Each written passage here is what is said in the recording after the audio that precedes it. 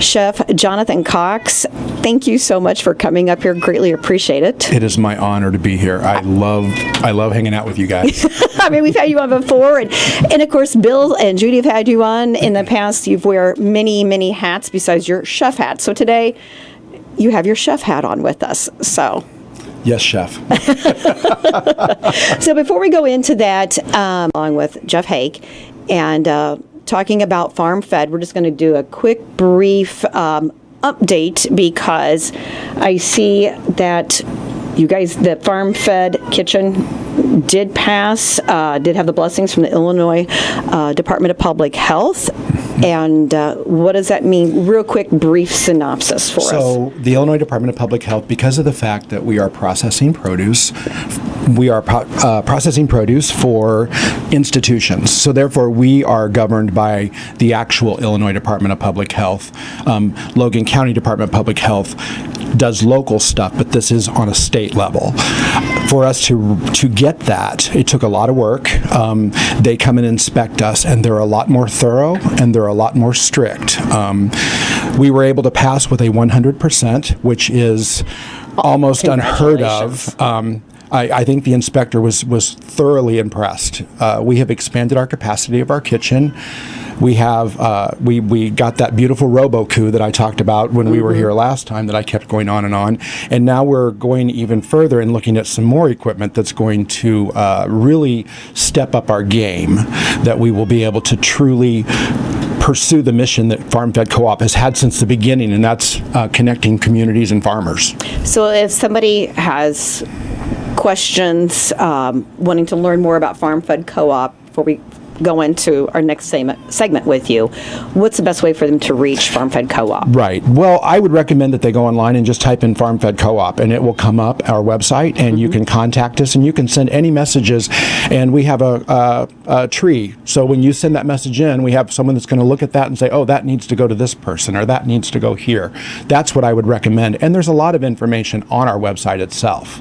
Wonderful. Well, kudos. I know this has been an undertaking for 7 years. Yes. And congratulations, it's up and ready to go. So again, if you want to know more information about Farm Fed Co-op in Mount Pulaski, the website again. www. I think it's farmfedcoop.com. I believe it's or just Google it. Yeah, I believe it is farmfedcoop.com. And you're on Facebook, so yeah, we are. Yes, absolutely. So to lead us off into the holidays and what you do, and you've already posted it on social media. You've got your sauces come up. You're the saucier, and also to just, I'll let your ADHD brain go here. I'll turn you loose, but. You also are wanting to host cooking classes, yes, etc. So lead us currently, off. until we grow, we're as we are still growing, but for right now, we have this beautiful space in the front of our building that we envision doing some community education classes. And with all of the things that are going on right now, without going into all that, I thought, you know what, now would be a perfect time. So I'm going to do, I'm working out the details of doing a class of preparing 4 meals from one chicken, taking a whole chicken, and you can actually make it into 4 meals just by how you manipulate the chicken and what you do. For example, many people, they carve that chicken or whatever, and they throw those bones away. And it's like you're throwing the gold of the chicken away, because if you cook those bones with a few spices, you can make a delicious bone broth.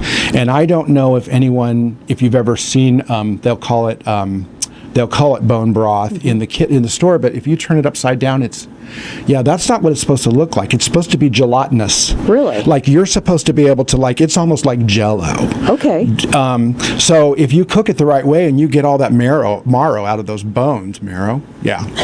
Anyway, it's this rich flavor. So you can manipulate that. And then the fat, you can actually take some of that chicken fat and you can make noodles. And you use the chicken fat instead of butter or oil in your noodle.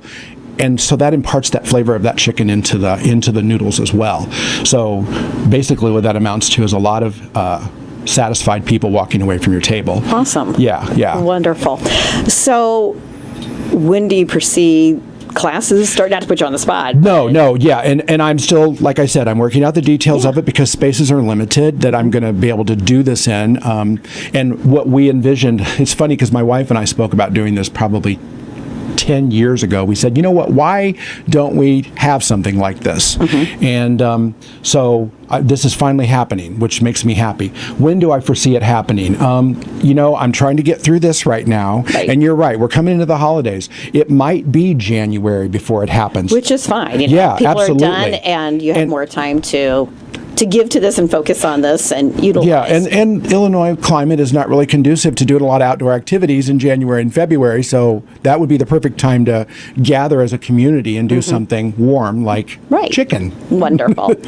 So your sauces, let's go into that, and healthy cooking for C and keeping individuals healthy. The show is yours, so please educate us. Well, thank you. I have several sauces. I'm working in soups.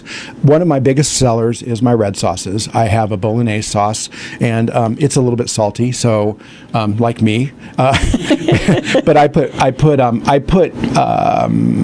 everything is grown locally. Everything is organically grown. Well, it's organically practice grown, which means that it's following all the procedures of organic, but they didn't pay all that money to get that designation. Right. So I've got the bolognese. I've got a pomodoro, which is just vegetable. It's a red sauce, but it's only vegetables, so it appeals to vegetarians. Wow. But I have one vegetarian customer that doesn't like red sauce, so that's always a challenge. I have different soups and sauces. I have a split pea soup with ham.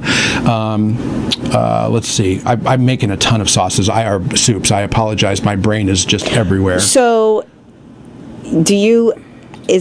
are they flash frozen then? Or yes. not? So kind of explain. Well, that's kind of where Farm Fed Co-op comes in, because I'm able to utilize their equipment. I'm sorry, I interrupted you. No, go for it. Yeah, fine. So what I do is after I cook the soups, we've got that critical level where we have to keep the food because it's got meat in it. So we have to chill it down fast. I use the blast freezer, which gives me the ability to do that with the soups. But on the other side of that coin, when I make my red sauces, so I have a farmer that I buy. He grows exclusively for me. He grows all of his tomatoes are my tomatoes.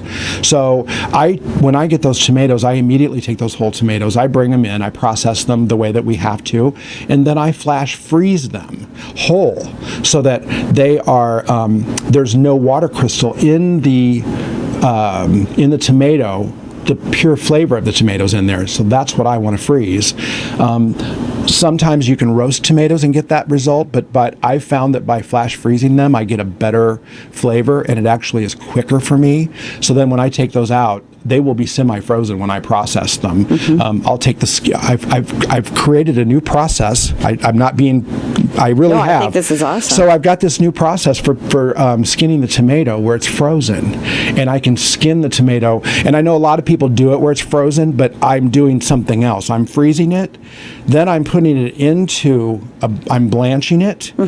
Only for a very short amount of time, then putting it right back into an ice bath, and literally just the tomato skin comes off, and it just falls off. Right off. Wonderful. There's no peeling. There's none of that. And eventually, I would like to get a freeze dryer, and then I can take that tomato skin and I can freeze dry that and pulverize it, and that becomes tomato flavor. So you're actually truly using the whole tomato then, minus the core. With the core, right, right. Yep. So people think about it, we're used to going into the grocery store, and I'm not knocking this, but you go in the grocery store and you see your pre-made soups, you can grab it and microwave it, and there it is. But if you look at the contents on the ingredients, we truly are not eating healthy because it's loaded with sodium and preservatives, which again, nothing, to take away from that, but still, so it's got a longer shelf life. And of course, your flash freezing is, of course, cutting that out, and it is healthier. Yes, it's completely it's the same thing as when I make bread. You go to the grocery store and you look at a loaf of bread and it's got 15 to 16 ingredients in it. Bread should have 5 ingredients, and that's it. There should not be all those ingredients. And I understand, like you said, they're having to preserve that bread because it's being made months in advance or what have you. So they've got to preserve it. And then you get shipping. Nothing against shipping, No. but it's made somewhere else, offsite obviously, brought to the store to be sold. So you got to have the transportation time in there to keep it fresh, so to speak. And with my tomatoes, with the tomatoes, that's a prime example. Most tomatoes that are picked in the store, and I know that everybody, they call them hothouse tomatoes, but they're not just hothouse tomatoes. They're green tomatoes. They literally pick them green. They put them in ethylene gas to make them turn red. That's why they don't have that flavor, because they weren't. So that's why everybody's kind of like, non-quote, blaming, going, I don't want a hothouse tomato. Yeah, and it's their mindset. And you can see how they're anemic on the inside. They don't have the flavor of the robust, that red, that beautiful red. And when I make a sauce, my sauce has that beautiful red in it, and I'm not adding any. Well, there's a little bit of wine in it, but I'm not. I'm not doing anything to manipulate that. I'm not putting in red dye number whatever. It's literally what it's supposed to look like. Because it's not just me. I've heard a lot of people, can't wait for the farmer's market because it's fresh tomatoes. It's not a hothouse. Well, technically, it's truly, like we've been talking about, the logistics and the process to extend that shelf life if we're going to eat healthy. Right. But we're still, getting the bad things. Right, and I get it. You've got a tomato coming from Brazil. It's got a long way to travel. So what do? You pick it green. That way it won't ripen while it's in shipment. And it is a shame that our, the foods that are healthy and good for you, they do cost more rather than our processed foods. You know what I mean, so to speak. You know how to make the most of it and get the most bang for your buck. But again, that's why we brought you on, to educate individuals, to get a hold of you, because there's a proper way of doing it. We've just not been taught. We've been doing it. Yes, and this is not a blatant plug, but Farms of Illinois. We buy our produce like at Farm Fed. We buy a lot of our produce from Farm Fed. From Farms of Illinois, based out of Jacksonville.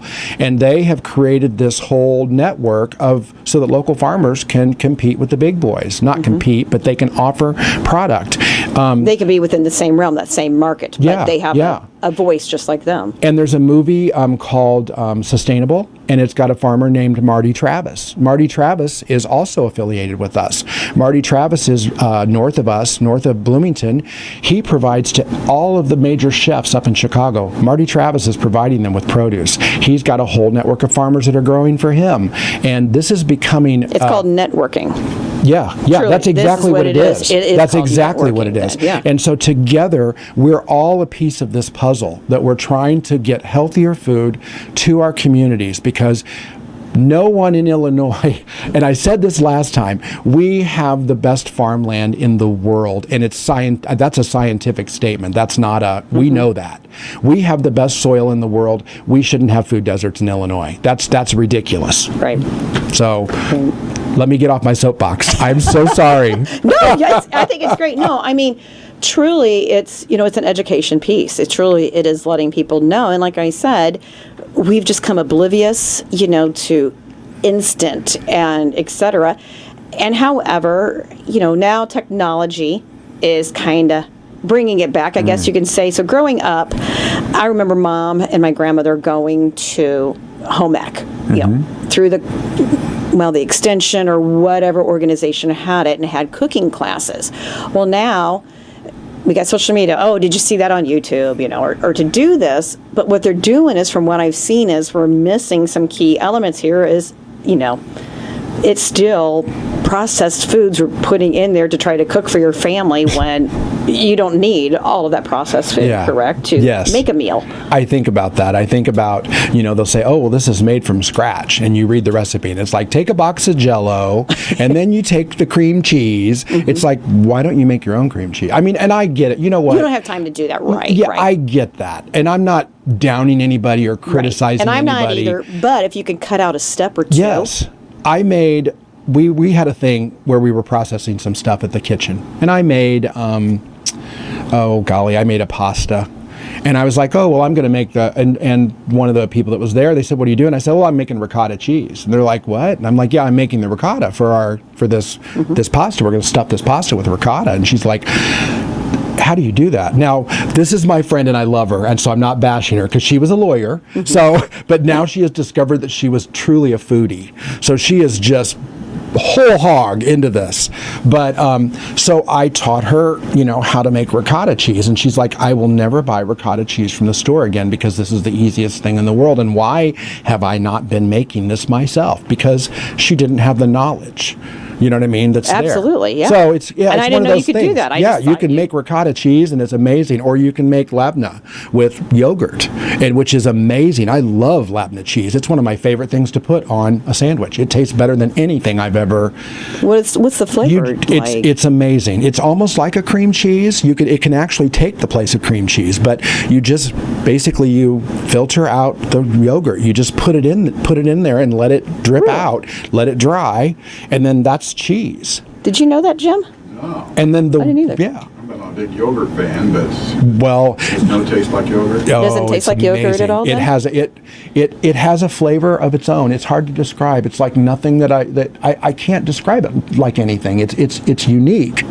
And then the leftover product, the water, that's the way. You can make pizza dough out of that. You don't throw any of it away. You use all of it. Okay, we need to have a show. We talked about that before we went on the air, and I was getting ready to say, what we talked about before we went on the air is we need to be. It's education. Yes. We are lacking that, and truly, where do we turn to for healthy cooking? Like you said, you're taking a chicken. You can make so many meals out of one chicken, so make the most out of the bird. Why not? So we're going to take, if Jim's okay with that, we're going to take a quick timeout break, commercial break, pay some bills. Thank you to our sponsors. And we come back. We do have a question or two from our listeners. We're going to be putting Chef Jonathan on spot. So tune in right after this break. Hi, welcome back to Viewpoint on 96.3 FM WLCN. We have Chef Jonathan Cox with us today. And I do have, like I said, a couple of questions from our listeners. Be gentle. Well, So the first question is, you're talking about your sauces. If someone was to get sauce from you, whatever your red, whatever you've got, forgive me for some ignorance on everything that you offer. Will you educate them briefly or have maybe here's an idea, if you don't, you can think about it, like a pamphlet or whatever of ideas on how to utilize that sauce I just got from you of a dish coming up and to make the most of it, or how to utilize it, how to use it. Have you thought about that? Are you going to be offering that? Like I said, not to put you on the spot, but that was one of their questions. So I am working on. I do actually have a website, but you can't go to it because, like a chef, I've got all these irons in the fire, right. And I've been trying to focus on getting sauces up. But eventually, the website will be back up and running, and it will have recipe ideas on it. But in answer to that question, absolutely. The red sauce, if you want to do the vegetarian red sauce, the pomodoro sauce, you can use it in lasagna. You can use it in, and there's different types of lasagna. You could do zucchini instead of noodles. You can do the zucchini, slice it thin, and you can layer it just like a lasagna. It's a little bit more wet, but obviously spaghetti. I do a pasta. I make a ravioli, and I'll stuff the ravioli with something, and then you can use the red sauce on that. Possibly a little bit flavor. This popped into my head. Meatloaf. You just put a little bit in there to kind of add a little bit of flavor, possibly. I know that's people are like bleh. On top of the ketchup, right? But like even in the meat too. But you could put it in the meatloaf. Yeah. You just have to compensate for that wetness. So probably what I would recommend if you're going to use it in that product, in that particular application, you're going to want to increase the breadcrumbs that you're going to put into the meatloaf because I don't put breadcrumbs in my meatloaf. You don't. Nope. Okay. And it is still moist. No, I don't even use crackers. You don't use any bread at all? It's no, none. It's meatloaf, but then I go and get the mild salsa or the mild chopped up onions and peppers to add, and I throw that in there, stir it up, and bake it. Well, and then I do put the ketchup on top because Jerry has to have his ketchup on top, and it is moist and tender.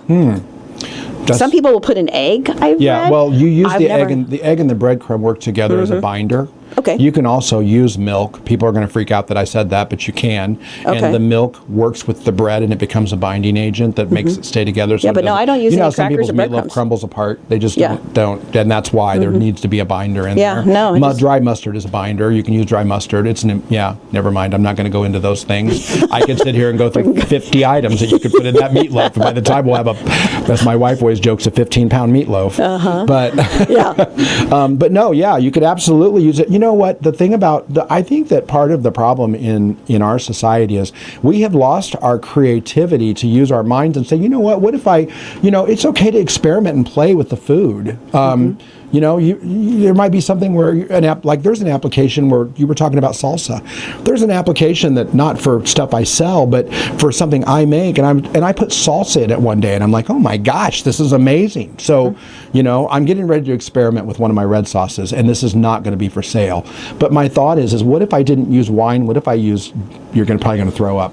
What if I used grape jelly? What would the sauce taste like? And Well, but now wait a minute. They put grape jelly though, you know, on barbecues when Yeah. you barbecue Yeah. and that flavor. So no, I mean, one why of my not? chef friends made chili, and he used Skittles in the chili, and I know He that did sounds. what? He used Skittles. Skittles, and you know the what? candy? Yes, and other than other. You gotta be I'm not, kidding me. I'm not joking. And other than giving me a headache, and probably from all those dyes that were in the Oh Skittles, my gosh! it was an amazing chili. Okay, no, wait a minute. Did he use this? Because there's the sour, then there's the regular, Just regular old Skittles in the bag, and he used Skittles because he was just all he needed was the acid. So he was getting the acid because in our world we look at something and say, okay, there's the acid, and we're breaking it down to its As a molecular chef. level Uh-huh, and saying, right. oh, okay, well. And he's like, well, if I use Skittles, all the components are there. So he made chili. Who would have thought? He used Skittles in his chili. And it was really good chili. Like I said, it did give me a headache. And I'm sure it's because of the dyes. Other than that, it was amazing. Red dye number 5. Right. So yeah, Right. yeah. Oh my gosh, learn something new every day. Well, Jim, there you go. If you need a little bit of acid in your chili, you got Skittles, throw it in. So, alrighty. Question number 2. Sure.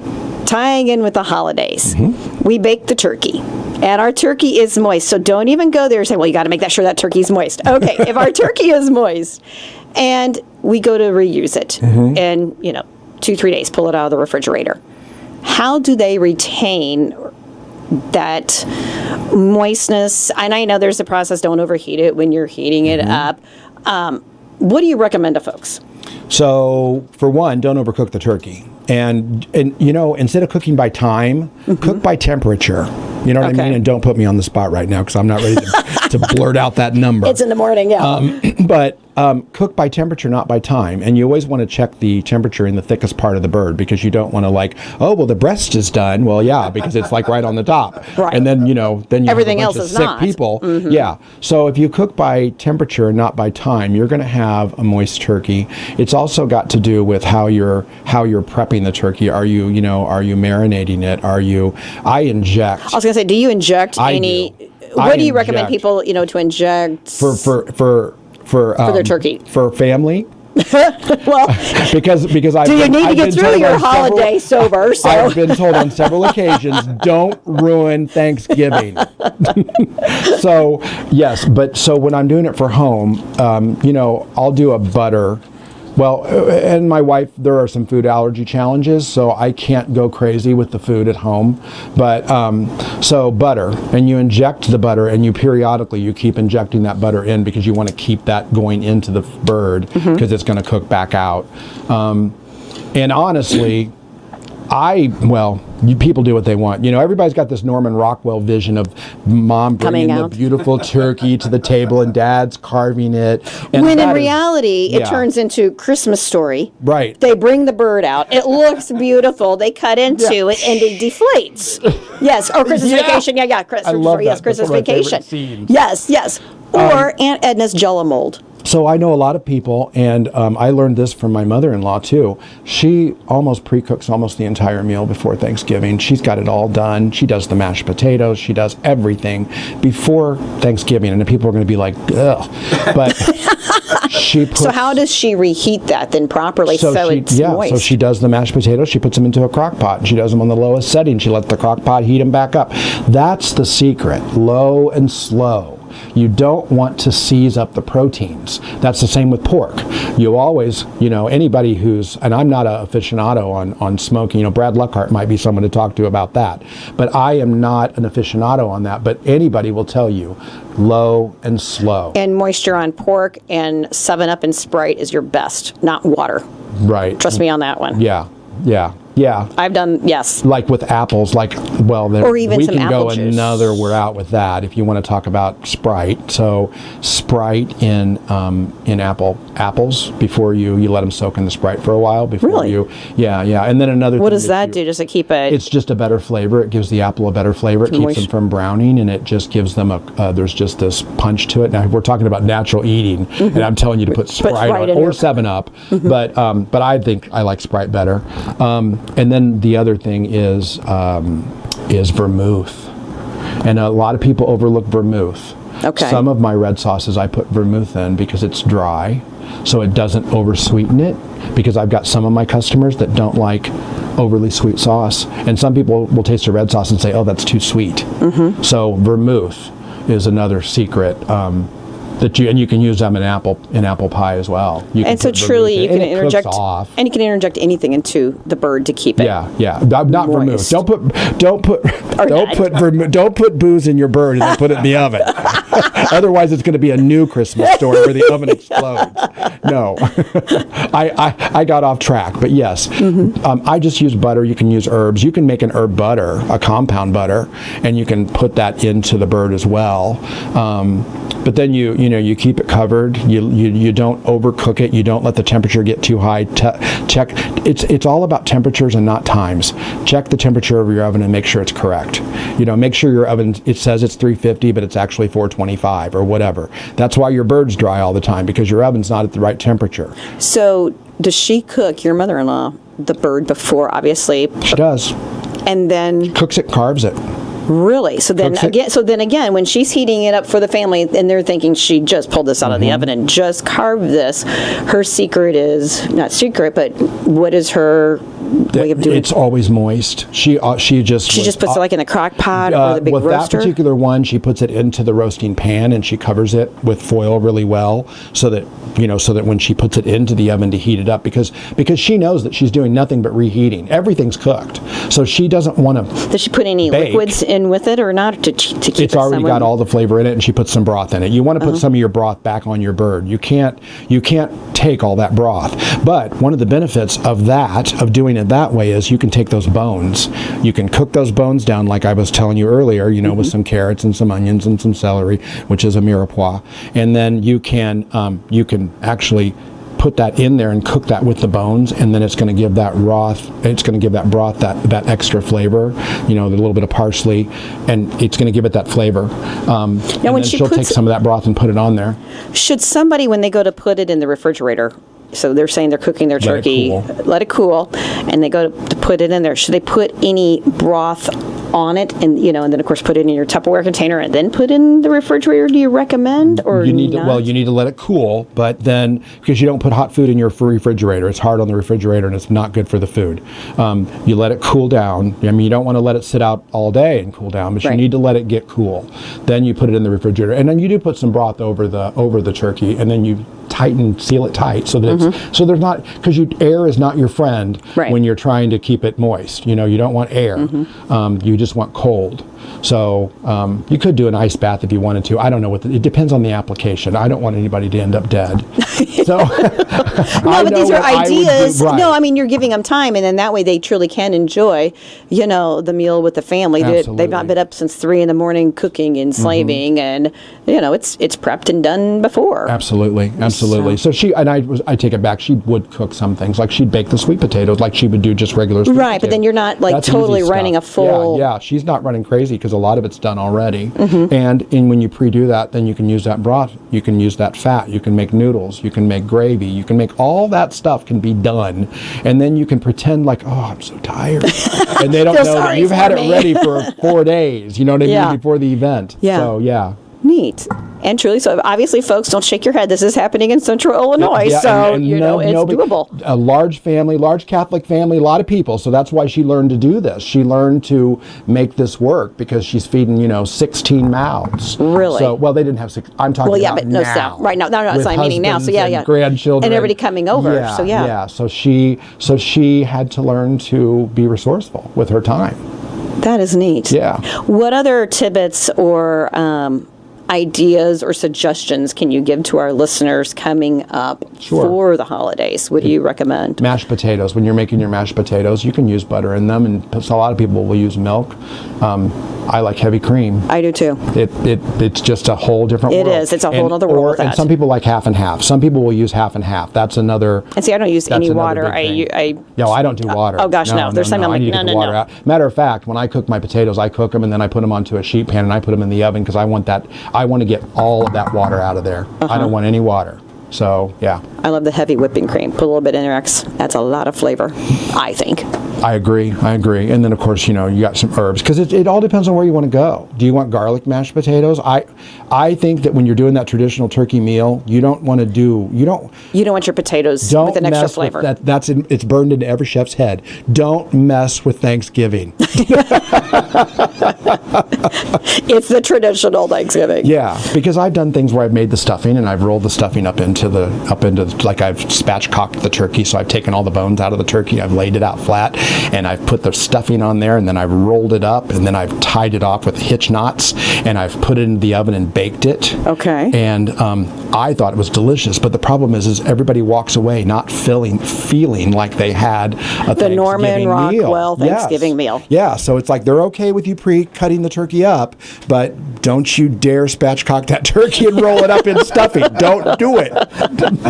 How do you keep your stuffing moist? What do you recommend for our listeners for that Once stuffing? again, don't overbake it. And in some applications, dry stuffing is a good way. You can use it in what I was just talking about. That's a great way. But it's the same thing. Don't overcook the stuffing. Let it cool. Tight seal. That really is the secret and when you reheat it, don't go crazy. Like a lot of people, like your microwave. 90% of people are going to reheat in a microwave, correct? Mm-hmm. And they're going to put it in there 3 minutes. Go. There's a power level on your microwave, 1 through 9 or 10 or whatever. 1 is 10%, 20, 30, 40, 50. So you can control how much heat that is actually going into heating that. And I don't know if I should tell you this, but I will. Oh, please do share. So please don't do this. I'm putting this disclaimer out. Don't try this at home, kids. I sometimes when I need infused oil, I'll put the olive oil into a canning jar. I'll chop the top off of a garlic head, put it into that canning jar. I'll put the metal lid with the ring, not tight. I'll put it in the microwave and I'll cook it at 20% power for about 12 minutes, and I will have perfectly infused garlic oil. Do not try this at home. But it works. I was going to say, I'm not you going can to put metal in a microwave. It just can't touch anything around it. The metal, like you couldn't take a metal bowl and put it in a microwave, but if you have it on something so that it's not making direct contact with anything inside the microwave, you can put metal in a you can actually put a spoon. You can try this. You can put a spoon in your coffee cup when you're reheating it, and you can put it in the microwave, and the spoon will actually heat the coffee up better because it will provide a certain degree of heat inside of the liquid. Really? Yeah. Kind of like infuses the heat or directs it down into the It acts as So, but be aware that the spoon's going to be hot. Be hot, when you pull it out, obviously. Yeah. But disclaimer, Jonathan said, do not do this. Right, so right. There you go. So if there's any questions, please contact Dara. No. I'm not. So no. Baking, holiday baking. What about our traditional pumpkin pies? Anything there for our listeners you want to That's one of the things with? that we've been talking about at the co-op. We're talking about doing something where we're going to pre-bake the pumpkin. Really? And we're talking about working on some Since squash. we're in pumpkin capital, seriously, of the U.S., hello. So. Yeah, and we're working on a squash that we want to roast the squash, and then we're going to bag it so that you'll be able to literally just cut off the end of the bag and squeeze it out, and you'll be able to mix whatever with it, and boom, you're done. And of course, the squash is going to be flash Everything. Yep. Everything will be flash freeze. Yes. Not flash frozen, or is it flash freeze? What's my proper terminology? Well, either one. It's the same thing. It's the same application. I just want to make sure it's proper. But then again, there is no preservatives in it. No, there again, it is healthy eating. And we're going to do it with because we're not going to put anything in it because we want it to be raw, not raw, but we want it to be stripped when you get it, so that way then you can own it. You can say, oh, well, you know what, I like a little bit more nutmeg. You can add to it or whatever you need to do. Because what if you made your pumpkin pie? What if it wasn't? What if it was like some other kind of squash, or your soups? One of my soups that I make is acorn squash, and people go nuts over it. It's squash is a lot of people think, ugh, but squash is an amazing vegetable. It just really is. Is it a fruit? The seeds are in it, so is it a fruit? We won't go down. We're not going to go down that rabbit hole. You cracked me up. So we're talking sauces and the holidays, and now you said you've been selling sauces. How does one get a hold of you? Where can we buy the sauces at? I believe you're going to be somewhere here local, even selling out of a trailer. So share with us, it's here. How does, you're still evolving. I get that. But well, so we're going to have an event coming up that I've been asked, very kindly invited to come to, the Taste of Lincoln, which will be on Kickapoo Street, down by the hardware store. And they have graciously invited me to come and put up my booth. So I went out and I bought a portable power unit that works off of solar panels, and I bought a freezer, and so I'll have all my sauces there. They'll be frozen. You can reach me right now you can reach me on Facebook. You can call. I have some customers who likes to text you at midnight sometimes. I've got a bank of customers. You know what I mean? I've got people that will, as soon as people found out that I was making sauce again, because I went on a hiatus because farm fed needed to be my focus. Right. And now that we're at a point where we can do that, now I'm moving forward with sauces again. With what you want to do, your vision. Right. Expanding. And I'm still doing farm fed, but we're at a point now where I can do more. So they can contact me that way. They can, I can give you my phone number and you can put it on your site. I hesitate about that because I don't want a 2:00 in the morning call, but you know what? That's the risk of doing business, I guess. So you can do that. Facebook for right now. I'm working on the website. I'll get the website up and running. So no worries. It's just. When are you going to be there at Taste of Lincoln? Oh, I'm so sorry. No, you're fine. I'll be there on Friday. This coming Friday, because they're having their ribbon cutting, I think, at like 11. So, but I think they're going to allow early to be open. It's not a trailer. It's literally going to be a tent and a table and my pickup truck with a freezer in it. So I'm going to be like that guy that sells the steaks that goes door to door. Here comes the sauce guy. Look out. It's the saucier. It's a saucier. Look out. Here he comes. Le saucier. But we're going to have to put like a banner or something, or one of those magnetic signs on the side of the door. I'm thinking about doing a vinyl sign on the freezer. The sauce master. So anyway, but so what sauces are you going to have for folks to come to purchase for this? Well, and that's something I didn't get into because I've discovered something. So a lot of sauces like cheese sauces or Alfredo, you can't freeze Alfredo, but I've figured out a way that you can. And it won't, and I can't disclose it because I discovered this, and as soon as I discovered it, I'm like, oh, why didn't I ever think of that? You better trademark it. Oh, it's so simple. I can't. No, I couldn't trademark it. But I just won't tell anybody what I do. Hey, it's a Google thing. You know where I'm coming from. Yeah. So I made chicken Alfredo with pasta, and I just put it in the freezer, and then I cooked it in the microwave on full power, and the sauce did not. I mean, looked like it was broken, but you take your fork and stir it, and it went right back together. So I'm like, better sweet. Trademark it. So I've got that. So I'll be having an Alfredo sauce. They're the mother sauces. So most of the sauces we use in the United States are based on a bechamel, which is what we call gravy. That is a basic bechamel. It's flour, fat, milk. It's a basic bechamel. So you can have your split pea there for soup. I will have split pea soup there. I will have my bolognese, my pomodoro. I'm working on a tomato bisque that's got a little bit of sage in it.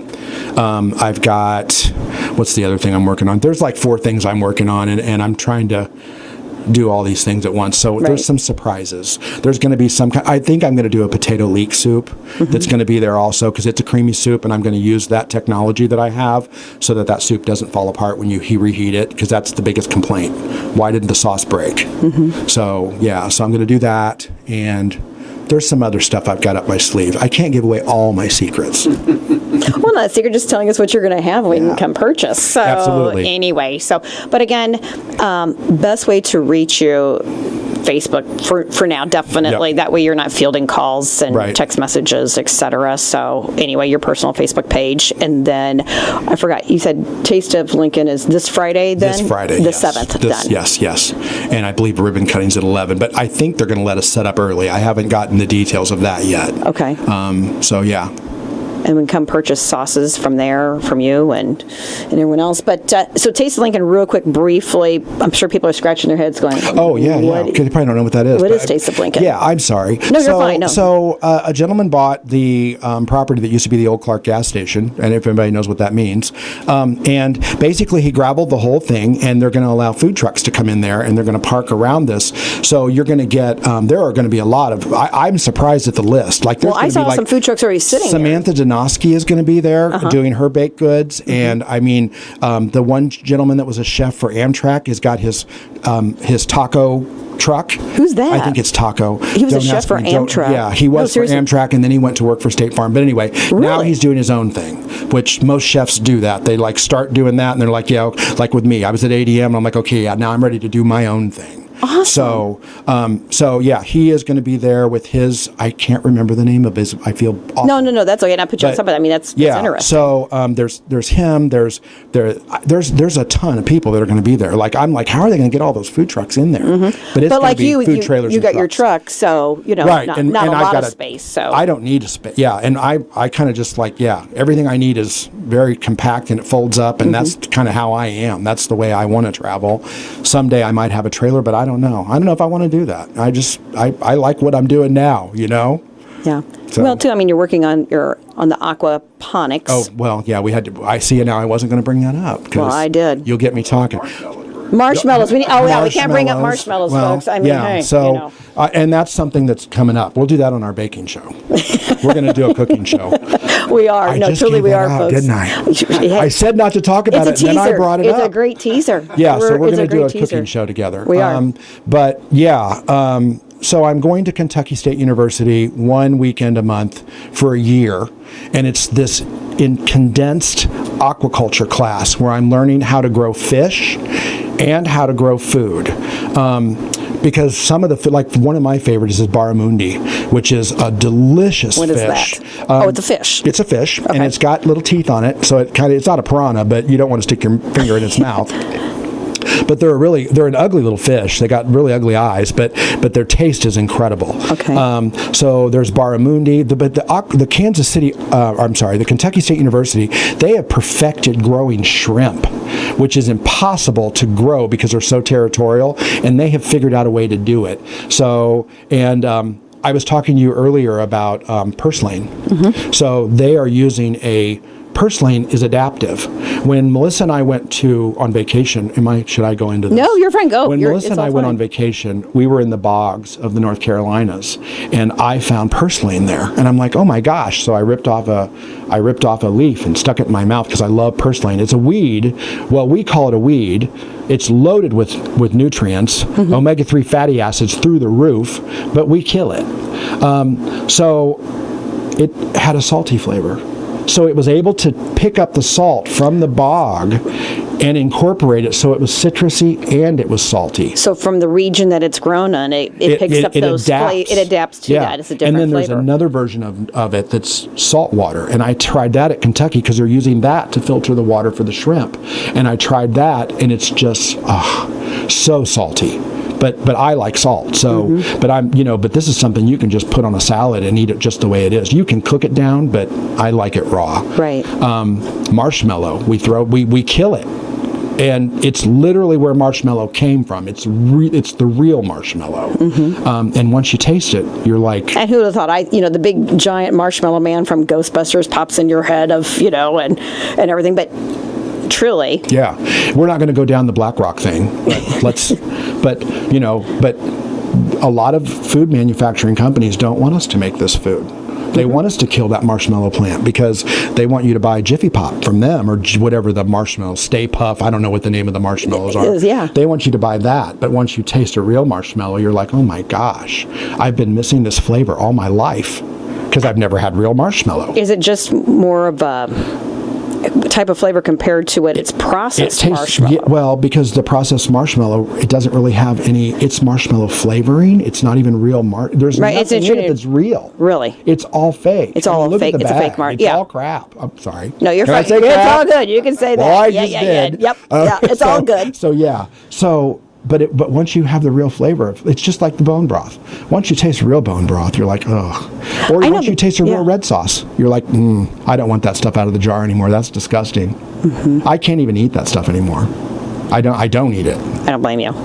Yeah. This has been fun. There's so much to learn and so many avenues, like Jonathan and I said, you can go down to, and look forward to different things evolving, correct, Jonathan? Yes. And more education, truly, and more education pieces, and how to learn to be healthy cooking, and et cetera, and so on and so forth. And first and foremost, this Friday, they can buy sauces from you and have a starting point, and then from there, they can venture out into whatever they want to with you and learn, correct, then? They can, and I've got a lot of, just know that if I'm sold out by the time you get there, I've had like 86 people already message me. Really? They're all excited. Oh yeah. I have a following. No, I know you do, but I mean, I'm going to stress that to individuals that you, Yeah.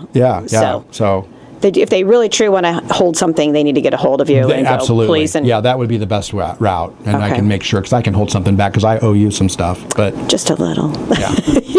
Thank you so much for letting me be here. I just love you guys. You guys do the service that you provide to the community is just phenomenal. Well, thank you you so very much. We enjoy it.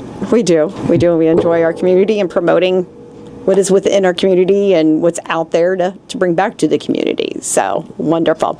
Well, folks, that does it for us here on Viewpoint on 96.3 FM. The Lord and weather willing, we'll be back next week.